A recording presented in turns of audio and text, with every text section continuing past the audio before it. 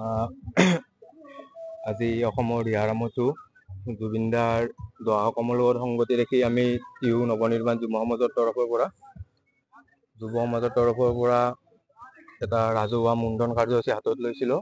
আমাৰ লক্ষ্য এইটোৱে হ'ল যে কি পৰ্যায়ত মানুহ এজনে মানে নিজৰ মূৰত মানে কোৰ লগায়, হয়তো তেখেতৰ পিতৃ ঢুকাব লাগিব, নহয়তো মাতৃ ঢুকাব লাগিব। আজি আমাৰ মাজৰ পৰা জুবিন দা হেৰাই যোৱাত আমি প্ৰতিজন অসমীয়াই সেইটো দুখ অনুভৱ কৰিছোঁ আৰু সেইটো দুখ লাগিছে, যাৰ ফলত আজি আমি মুণ্ডন কাৰ্যসূচীৰ নিচিনা এটা কাৰ্যসূচী হাতত ল'ব লগা হৈছে। ইয়াৰ উদ্দেশ্য এটাই, যাতে আমি চৰকাৰক বুজাব খুজিছোঁ এই মুণ্ডন কাৰ্যসূচীৰ জৰিয়তে জুবিন দা আমাৰ মাতৃ পিতৃ সদৃশ আৰু তেখেতৰ এই হত্যাৰ ন্যায় লাগে, আমাক অতি সোনকালে ন্যায় লাগে। এই ন্যায়ৰ কাৰণে আজি আমি এই কাৰ্যসূচীটো মানে ৰূপায়ণ কৰিছোঁ। হয়, আমাৰ মাজত জুবিন দা নাই, কেতিয়াও আমি বিশ্বাস কৰিব নোৱাৰোঁ। আমি মানি ল'ব এতিয়াও পৰা নাই কি জুবিন দা আমাৰ মাজত এতিয়াও নাই।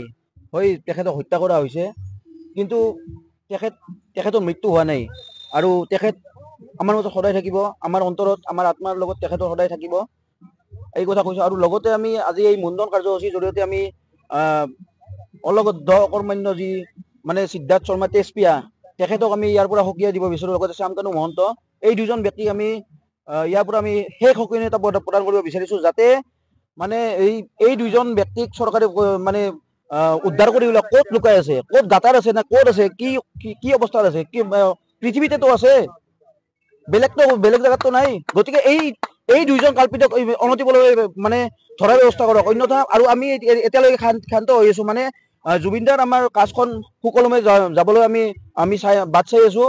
এই যেতিয়া মানে কাজ শেষ হ'ব তেখেতৰ, তেতিয়া কিন্তু পৰিস্থিতি অধিক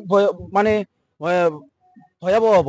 মানে কি জুবিনদাৰ লগত মানে এনেকুৱা হোৱা কোনো অসমীয়া জাতিক ভাল পোৱা মানুহে কোনোৱে মানে সহ্য নকৰে।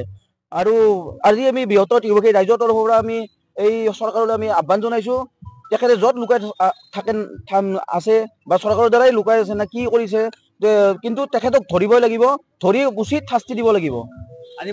হয়, আজি বৰ্তমানলৈকে আমাৰ ৭৩ জন ল'ৰাই আমাৰ জুবিন প্ৰেমী আমাৰ মুণ্ডন কাৰ্যসূচীত অংশগ্ৰহণ কৰিছে আৰু সম্পূৰ্ণ বৈদিক নীতি নিয়মৰ মাজেৰে আমাৰ এই অনুষ্ঠান মানে বৰ্তমান চলি আছে। আমি 12 বজাত আমি এই অনুষ্ঠান সমাপন কৰিম।